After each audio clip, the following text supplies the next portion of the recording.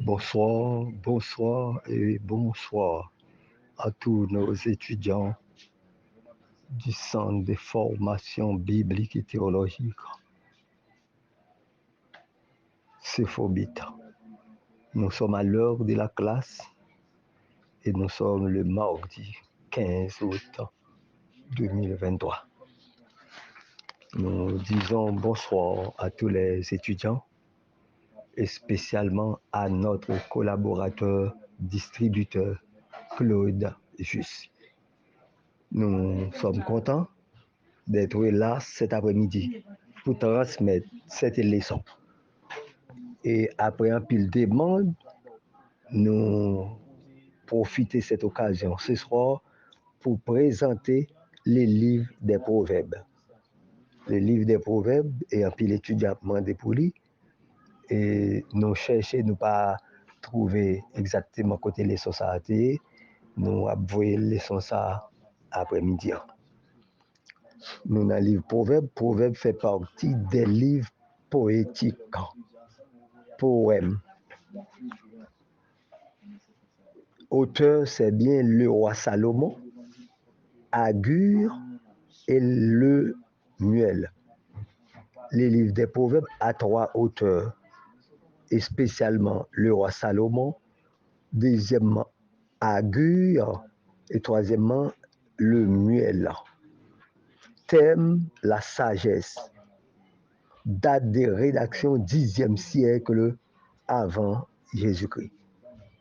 Les proverbes sont une collection de sentences vigoureuses qui, par analogie, au contraste,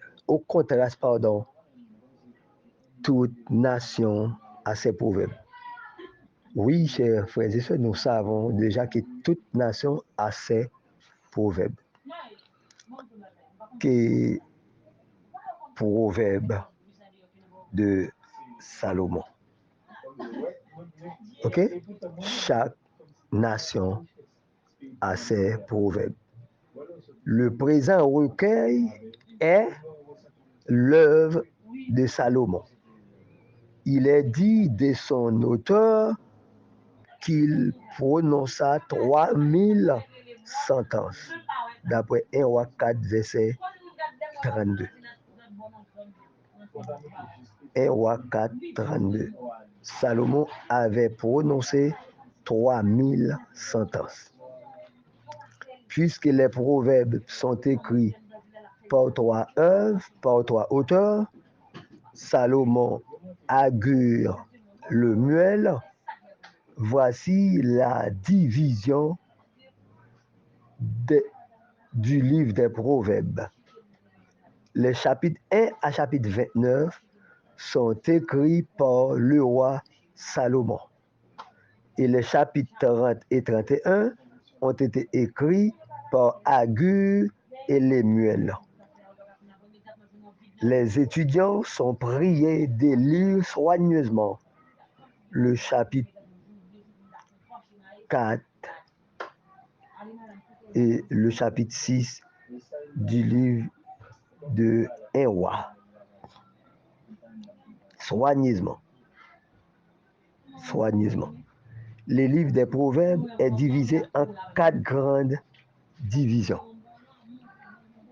En 4 grandes divisions sont divisés les livres des proverbes. Première grande division, exhortation paternelle. Exhortation paternelle adressée principalement aux jeunes. Chapitre 1 à chapitre 9. Deuxième grande division, la sagesse et la crainte de Dieu, opposée à la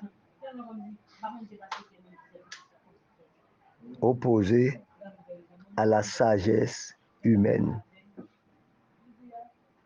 et au péché, d'après chapitre 10 au chapitre 24. Troisième grande division, proverbe de Salomon, recueilli par les gens d'Ézéchias, chapitre 25 au chapitre 29. La sagesse et la crainte de Dieu opposée à la sagesse humaine et au péché, d'après chapitre 10 au chapitre 24.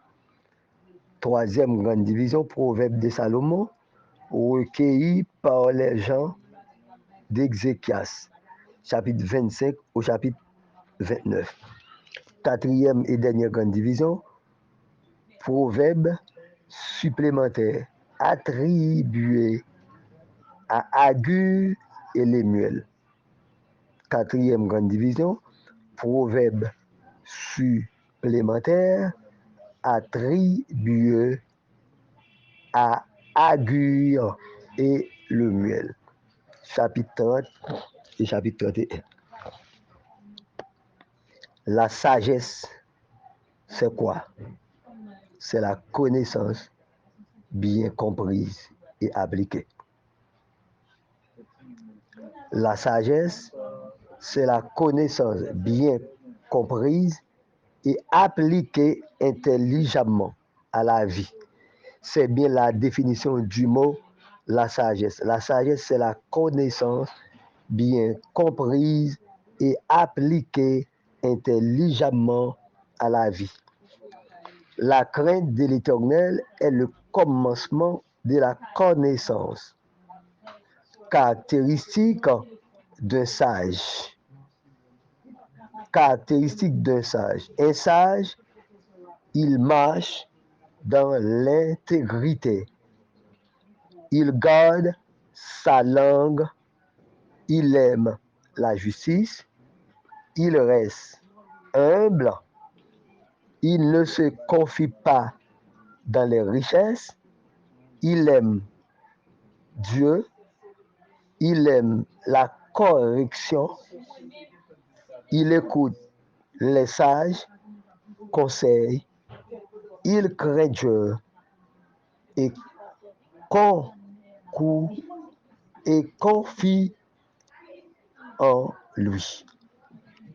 Caractéristique d'un sage, ou bien ici c'est une comparaison, ou bien une différence établie entre le sage et les méchants. Les sages écoutent la sagesse, conseil. Ils craignent Dieu, ils se confient en l'Éternel. Ils travaillent à Dieu, ils cherchent la paix, il est vrai ami de Dieu. Pour les autres, il n'envie pas les méchants. Caractéristiques des méchants, nous avons donné les caractéristiques d'un sage et nous allons donner les caractéristiques d'un méchant. Il marche dans la violence. Un homme méchant marche toujours dans la violence.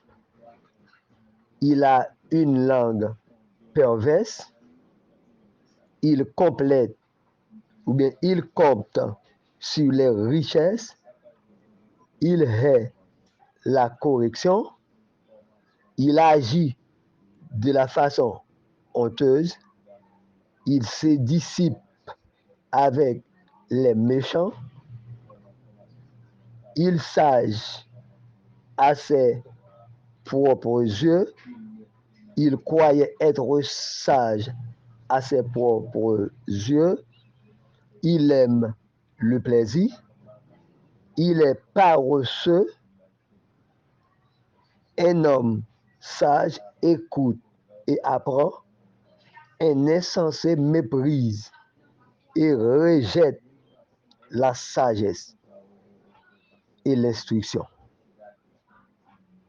Définition du mot proverbe. Un proverbe est une comparaison, un adage raisonnable lorsqu'on parle de système ou bien la théologie systématique. Lorsqu'on dit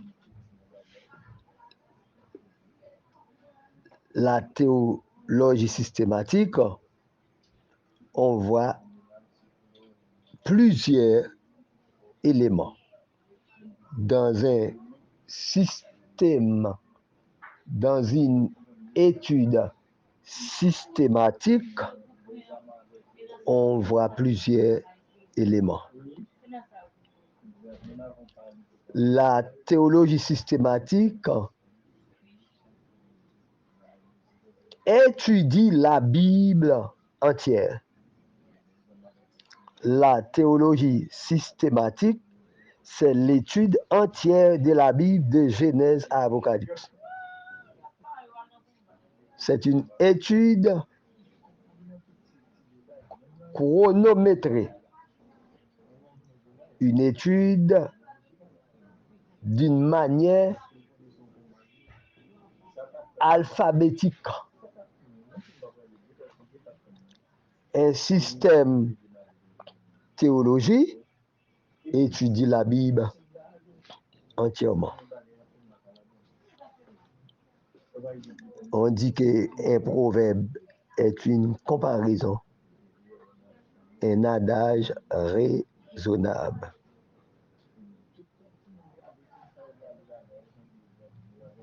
Une parabole condensée, c'est la définition du mot proverbe. Un proverbe est une comparaison, un adage raisonnable. Adage, c'est sentence ou bien langage populaire. Un adage est un langage populaire ou bien une sentence. Et dans la définition du mot proverbe, on trouve aussi une parabole condensée. Les livres des proverbes nous exhortent à vivre sagement en comparant un homme sage à un homme insensé. On dit les proverbes de Salomon. Les proverbes de Salomon.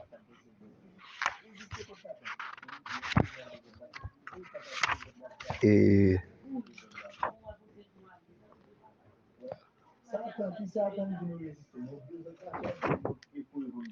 un proverbe,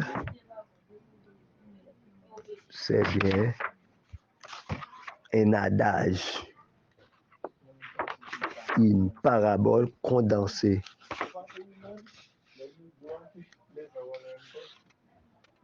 OK? Proverbe des sages.